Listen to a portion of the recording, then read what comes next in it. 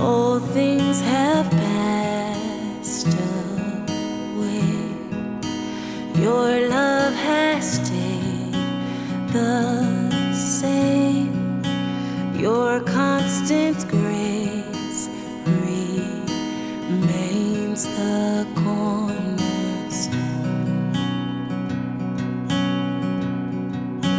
Things that we thought were dead are breathing in life again. You cause your sun to shine on darkest nights. For all that you've done, we will pour out our love. This will be our anthem song. Jesus, we love you. Oh, how we love you. You are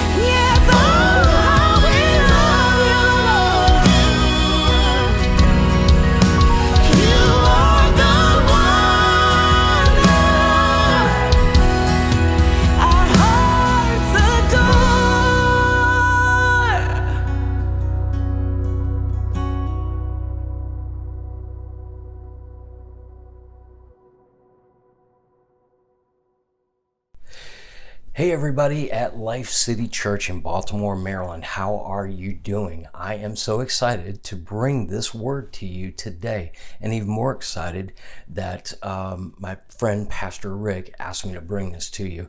I've known Pastor Rick and Pastor Sarah for a while now, and especially Pastor Rick for almost 1,000,000 years, I think it is. But he is such a great friend, such a great brother, and this is such a great honor to be able to bring a word to you in this unprecedented time, a place where we are literally walking out steps that we have never done before. We don't have a reference point to it, and we just have to solely trust in Jesus Christ and God alone in this situation that we are dealing with right now. So I trust that His promises are working in your life, that you are seeing God move in great ways in your life for you today, tomorrow, and for the future. That's my prayer for you. And I also pray that God abundantly blesses Life City Church in Baltimore, Maryland, causes everything to come together for His good and for His glory. All right, so you guys are dealing with this series called Staycation. I'm kind of a big fan of staycations, to be honest with you. One, it's a good money saver, but also it allows you to appreciate the things that you sometimes overlook, things that places that people travel to your town to go and see, but things that you just drive by. You don't even really acknowledge that they're there. They're just kind of there. So this staycation is really kind of an awesome series, and I'm honored to bring this word to you. So as I was saying, we're definitely living in unprecedented times, and we're all kind of in this together. So that is kind of an encouraging thing, is that you're not by yourself. So I want to come to you today with a word from John, Gospel of John, and we'll do a little bit of New Testament and a little Old Testament today. So beginning with John chapter 9, verses 1 through 7 is a story about the man who was born blind. It's the man who was born blind, and it's John 9, 1, 7. Coming to you from the New Century Version as well. So let's go ahead and just start this. I don't know if you're reading from a hardback, a paperback, off your phone, off your iPad, or you're just sitting there listening to me. All is good. So just get ready to receive God's word, and let's just walk this thing out. It says in verse 1, as Jesus was walking along, he saw a man who had been born blind. His followers asked him, Jesus' followers asked him, "Teacher, whose sin caused this man to be born blind? His sin or his parents' sin?" And Jesus answered, picking up in verse 3, "It is not this man's sin or his parents' sin that made him blind. This man was born blind that the power of God, that God's power be shown in him." Verse 4, "While it is daytime, we must continue to do the work of the one who sent me. Night is coming when no one can work." Verse 5, "While I am in the world, I am the light of the world." And in verse 6, it says this, after Jesus said this, he spit on the ground and made some mud with it and put the mud on the man's eyes. And then verse 7, then he told the man, "Go wash in the pool of Siloam." So the man went, washed, and came back seeing. Can you say that with me? He came back seeing. He went into a situation in one condition, and he came out of that situation totally different. That's not part of the word. I'm just adding that to it. So I want to break this down real quick. So I believe what has taken place here is that this man, some would call him limited. He was in a limited situation where he was born blind. His world consists of relying on everybody else. His world consists on touching and feeling his way through life, but never seeing. He is in a situation where it's not like he saw before and now he can have an imagination. He has to live on other people describing the world to him. So he's pretty much limited. He's locked down in this area of his life. And all of us are currently locked down in a situation in life, this pandemic, COVID-19, that we're all dealing with. So it says there in verse 6, and Jesus spit in on the ground and made mud. He spit and made mud. So it looks like to me, if I was to paraphrase this, that Jesus is walking along, sees this man who was blind, who was born in that condition. His disciples are saying, whose sin caused this? By the way, I want to interject this real quick. It is not children come to this world innocent. So for them to ask, was it the man's sin that caused him? If he was born blind, that would have to mean that he was sinning from conception to birth, which is impossible because God is not that type of God. Children are born innocent until they come to a knowledge of Jesus Christ and can make a sound decision. Then they come accountable for that. So anyhow, just a little bunny trail for you. So in verse 6, Jesus spit on the ground and he made some mud and he put it on this man's eyes and then told him to go wash in the pool of Siloam. Siloam means sent. So we'll pick up on that in just a minute. What I believe has happened here, symbolically speaking, is that Jesus, when he took the mud and put it on this man's eyes, he brought him to a point he brought him to a point where it was irritating to him, I am sure, because not only has he been limited his whole life, now his limitation just got worse. So sometimes you may be sitting in your situation, or I would say even right now, you could be sitting in your situation and your frustration level may be reaching a limit. But trust me, if you can fine-tune yourself into God and hear what the Spirit of God has for your life in this moment, you're going to come out different than when you started. And it is in seasons like this, sometimes God will cause a lockdown to happen or a limitation to happen to change you and to force you into another level of life that you have yet to experience, to set you up for a great, successful future.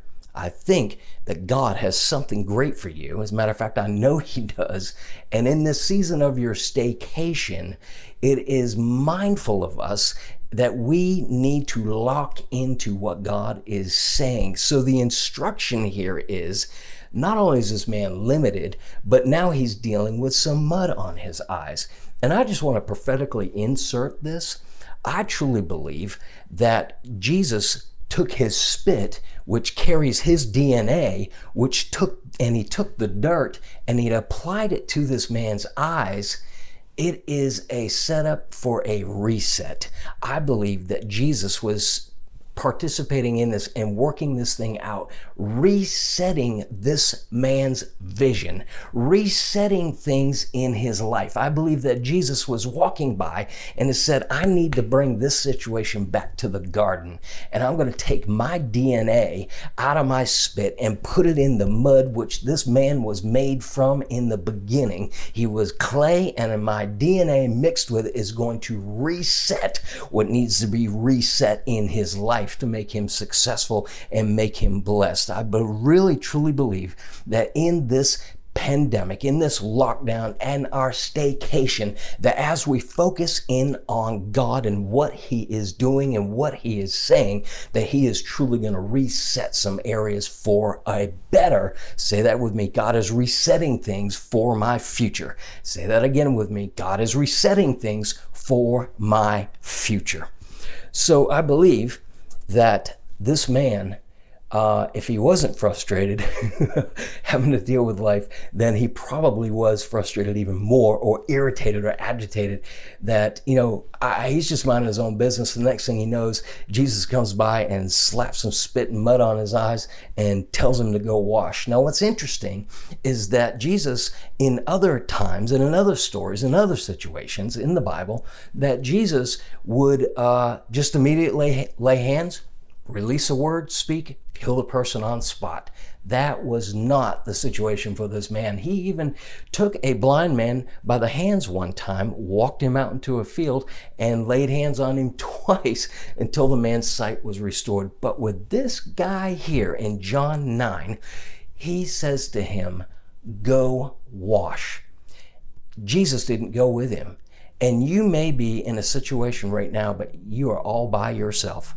But if you listen to the instruction of God and you follow what he's saying, your whole situation's about to change. Check this out. So in verse 7, it says, then he told the man, go and wash in the pool of Siloam, Siloam being sent. So the man went, washed, and came back seeing. I want to ask you, how are you going to come out of this pandemic? Are you going to come out bigger? Are you going to come out better? Don't be making weight jokes now, coming out bigger. Are you going to be coming out bigger and better and greater? I expect that if you focus in on God and follow the instructions, even if you are by yourself, walk this thing out, do what he says, and he is going to see to it that you change, that your life changes, favor changes, blessings changes, and all good things are going to happen for you. So listen, here's this guy. He has washed his eyes. I believe that Jesus sent this man to the pool of Siloam. Two different things. One, it means sent. He sent him to the pool, and then he left seeing. You are to come out of your situation in a whole different direction. You are to come out of this whole pandemic and out of your staycation in a whole different direction. And I believe that Jesus sent this man to the pool, that as he sat there and washed the mud off of his eyes and the water settled, that the man possibly could have seen his reflection. And that was the first thing that he saw, his reflection in this pool. And that is symbolic of us seeing the image that Christ made us to be. It is the image of God that he has created us to be. I believe that you're about to see who you really are. I believe that God is going to take off the blinders, take the mud and take whatever out of your vision so that you can see you better, and that's going to make you see your life better. Let's move on now. Here's another place that I want to stop real quick, and you guys are listening real well, so if you continue to listen real fast, I'll continue to preach a little bit faster, so just deal with me on this. Let's take a visit real quick at 2 Kings, the book of 2 Kings. This is in the Old Testament, chapter 4, verses 1 through 7. Verses 1 through 7. 2 Kings 4, 1 through 7. And we're talking about the widow and Elisha, and the widow's husband died, and the debt collectors were going to take her children for payment for the debt that her husband had accumulated at that time and season. So, it says here right at the top, the wife of a man from a group of prophets said to Elisha, "Your servant, my husband, is dead. You know he honored the Lord, but now the man he owes money to is coming to take the boys as slave." Elisha said to her, "How can I help?" And then he pauses and he says, "Tell me what you have in your house." The woman said, "I don't have anything except for a pot of oil." Then Elisha said, "Go and get empty pots from your neighbors and do not ask for a few." That's a good spot I want to stop at right there, because I want to say this to you. When you're asking God, don't ask for just a few. Ask for a lot. Go big or go home. Ask God for everything off the top, because he's more than able to do it. So don't ask for a few, is what Elisha said to her.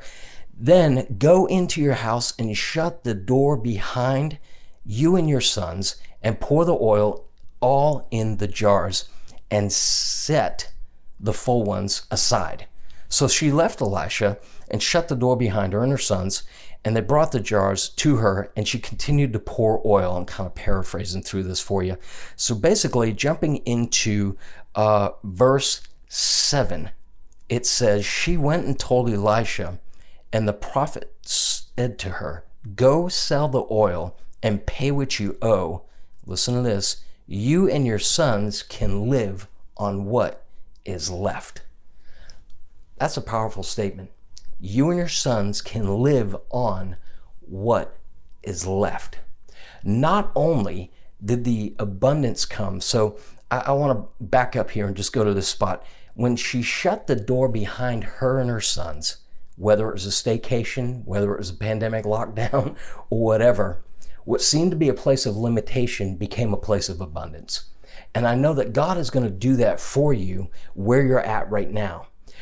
You may seem like you're shut down. You may seem like you are, I know that we're kind of opening up as a country a little bit, and some places are wide open, and some places are still under full limitations. But spiritually speaking, we may be locked down, but I know that God can make your current situation, your current staycation, a place of transformation, where you get transformed into what He has for you, and you get transformed into something awesome, something great, something you've never done before.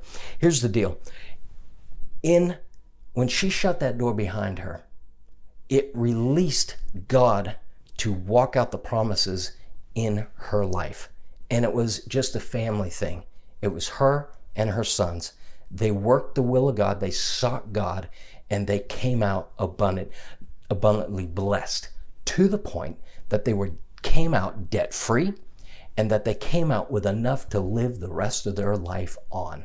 I want to submit this to you, Life City Church, that in this staycation and in this lockdown that we have been in and going through, that God is ready to deposit something in you and change your life forever. It's been an honor to be with you. I pray that this word blesses you. And I want to pray for the people that are watching right now. I don't know what your current situation is. And first off, I want to pray for your healing. Whether you're dealing with pains in your bodies, sicknesses or diseases or anything of that nature, I want you to know that Jesus Christ is a healer. Jesus, I pray right now for every person that's listening, every person that's watching, that they would be healed, that they would be whole. Whole in their minds, whole in their bodies, whole in their spirits, whole in their finances. Completely made whole, completely well, completely blessed, and wrapped in your favor. If you don't know Jesus Christ as your Lord and Savior, just simply pray this with me. Jesus, or you're in a place where you've kind of gone away. You've walked away from the kingdom. Here's the deal. I'm not asking you to sign up for a church. I'm asking you to get into a relationship with God. All you got to say is, Jesus, save me. Be my Lord and Savior. You're in. And He will walk with you and talk with you and help you. I pray God's blessings for you, for your pastors, for your church. And I pray that this word was a great blessing to you. Again, I'm honored to bring this to you. Pastor Sean Walsh, Ultimate Life Ministries, Fredericksburg, Virginia. May God bless you. Bye-bye.